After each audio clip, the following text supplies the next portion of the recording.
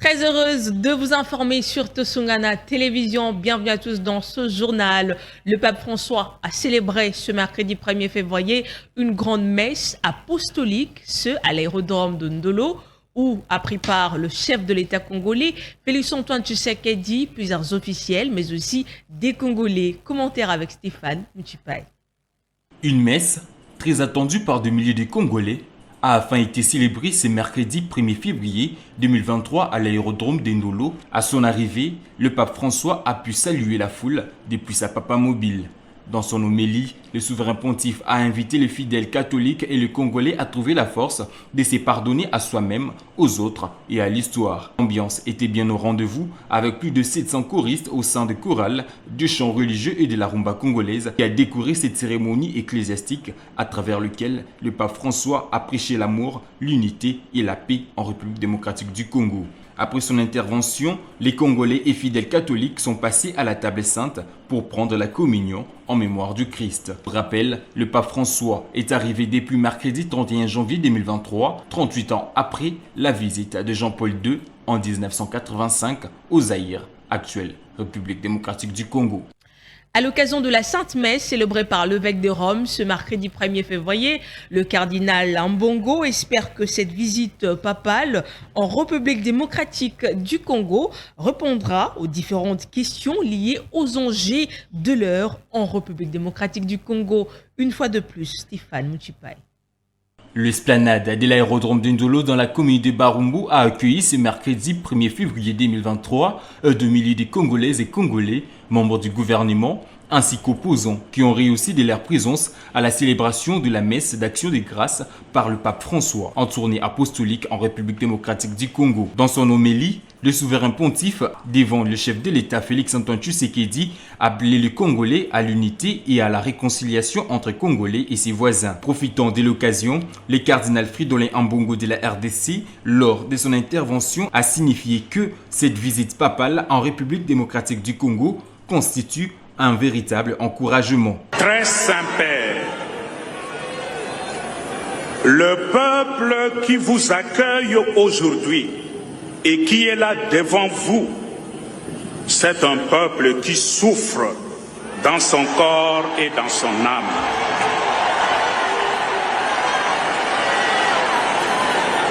Malgré cette souffrance injuste, les Congolais demeure pourtant un peuple confiant et plein d'espérance.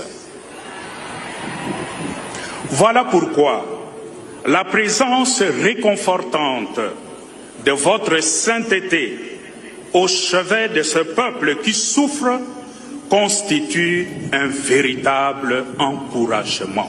Dans la foulée, le cardinal Fridolin Ambongo a évoqué la situation du processus électoral en cours et espère que la présence du numéro 1 de l'Église catholique sera d'un atout majeur pour la tenue des élections libres, transparentes, crédibles et apaisées en République démocratique du Congo.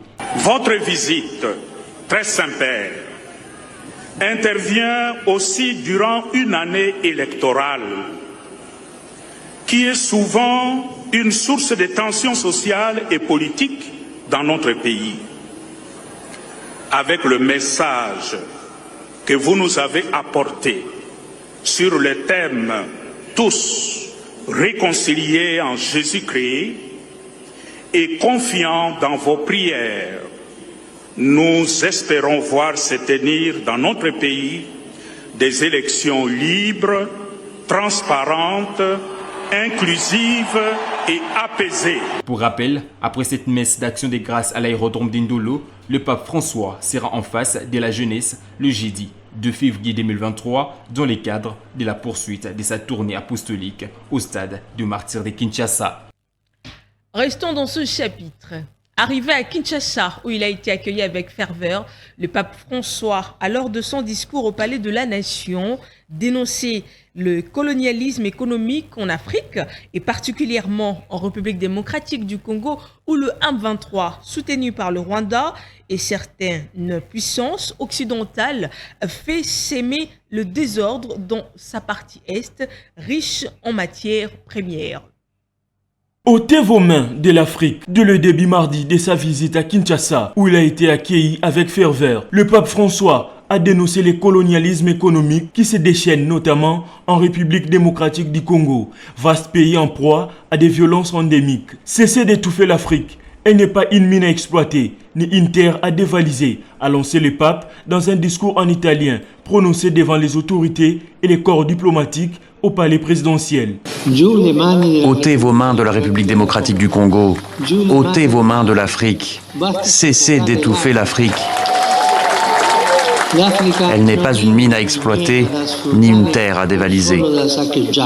Ces mots ont été applaudis, résonnant particulièrement en RDC, pays au sous-sol d'une immense richesse et à la terre fertile, dont les 2 tiers des quelques 100 millions d'habitants vivent avec moins de 2,15 $ par jour. Intervenant dans le même contexte, Félix Antoine Tshisekedi a réitéré ses accusations, outre des puissances étrangères avides des minéraux contenus dans le sous-sol, commettent avec l'appui direct et lâche du voisin, le Rwanda. De quelles atrocités a-t-il déclaré? Qu'au cours de ces 3 dernières décennies, cette hospitalité qui nous caractérise a été mise à mal par les ennemis de la paix et les groupes terroristes venus essentiellement des pays voisins.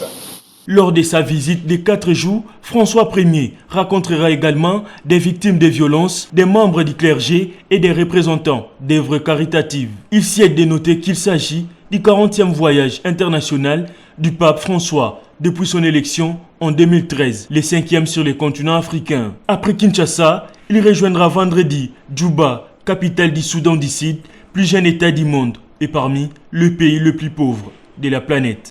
Après avoir rencontré personnellement le président de la République au Palais de la Nation, le pape François a eu un entretien avec les autorités congolaises, la société civile et les corps diplomatiques.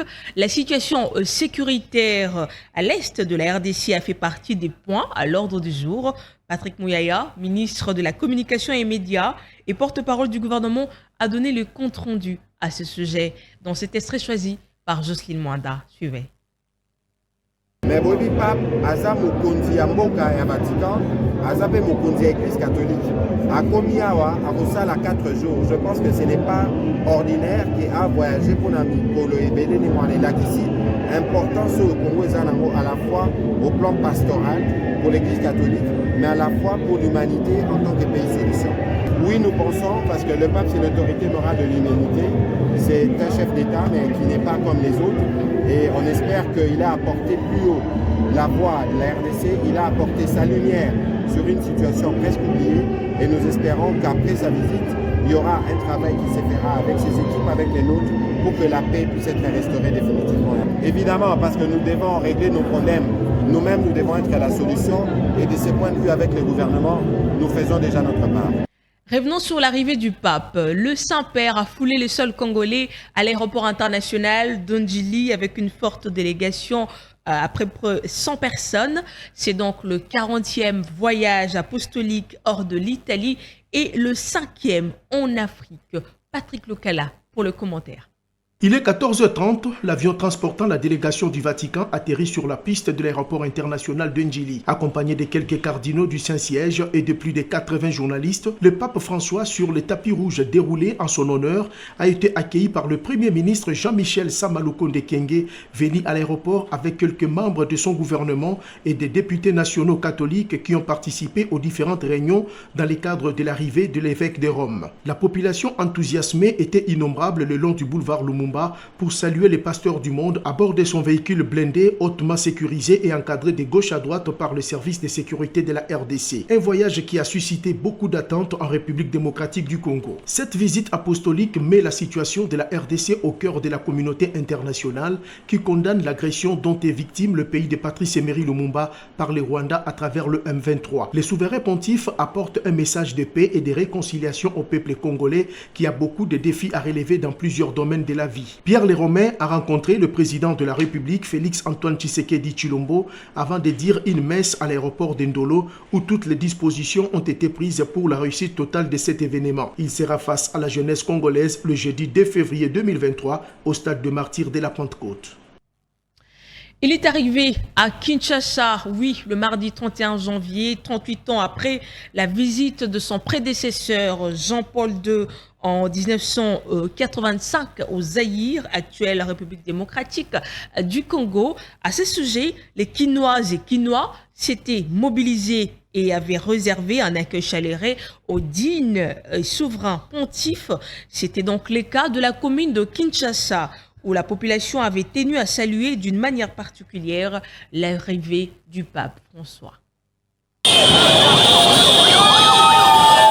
C'était un boulevard Lumumba rempli de monde, de membres de l'église catholique venus de toutes parts pour réserver un accueil chaleureux au souverain pontife, le pape François, qui a foulé pour la première fois le sol de la République démocratique du Congo. Quelques Congolais interrogés sur place n'ont pas caché leurs émotions tout en espérant que cette visite papale apportera un nouveau souffle à la nation congolaise au vu de nombreux défis que compte relever la RDC, notamment sur le plan sécuritaire, avec la recrudescence de l'insécurité dans la partie est de la République démocratique du Congo.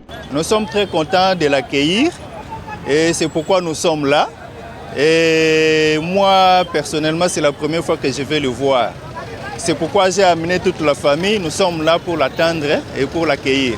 Venue du pape François et une venue déjà qui est la première fois pour le 21e siècle. C'est la première fois qu'un pape puisse fouler le sol de la République démocratique du Congo et nous ne pouvons être que contents et nous l'accueillir à bras ouverts. Ici est de noter que, après la RDC, le pape François s'envolera pour les Soudans du Sud afin de poursuivre sa tournée apostolique. Allez, on change de chapitre. La fonction publique a annoncé le début du processus de la mise en retraite. 2 agents et fonctionnaires de l'État congolais. Ils sont au nombre de 6369 personnes concernées par cette deuxième vague de retraités. Explication dans cet élément. C'est dans le cadre du début du processus de la deuxième vague de la mise en retraite. 2 agents et fonctionnaires de l'État, conformément à l'ordonnance signée par le président de la République, le vice-premier ministre en charge de la fonction publique, Jean-Pierre Liaou, a annoncé les débuts de ce processus. Au total, 6369 personnes sont concernées par cette deuxième vague. Au terme de ces différents actes, le tableau de ceux qui partent à la retraite se présente de la manière suivante. 24 secrétaires généraux sont concernés, dont 13 pour raison de justice et d'équité à l'Émirata pour avoir exercé durant plus ou moins 3 ans les fonctions de secrétaire général à titre intérimaire et 11 nouvellement retraités admis à l'Émirata. 438 directeurs qui sont admis à titre honorifique au grade de secrétaire général, 570 chefs de division admis à titre honorifique au grade des directeurs, 1035 chefs de bureau et 4302 autres agents de collaboration et d'exécution. Signalons par ailleurs que ce processus de la mise en retraite s'inscrit dans le cadre du rajeunissement de l'administration publique prôné par le président de la République, Félix-Antoine Tshisekedi Tshilombo. La ministre déléguée en charge de personnes vivant avec handicap et autres personnes vulnérables, Irène Essambo, a rencontré le directeur général de la mission chrétienne pour aveugles dans son cabinet de travail à Kinshasa. Le soutien de personnes handicapées était au centre de leur entretien.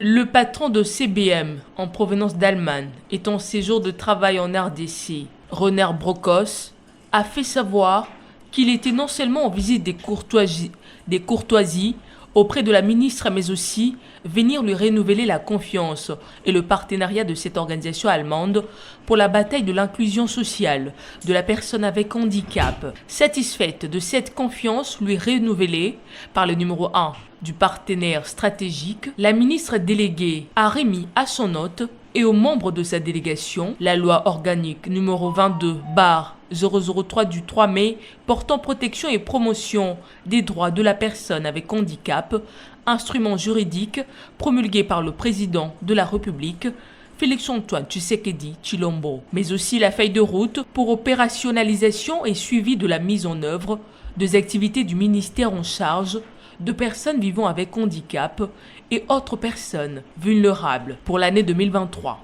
Et ce, avant de remercier son hôte pour son accompagnement financier et technique.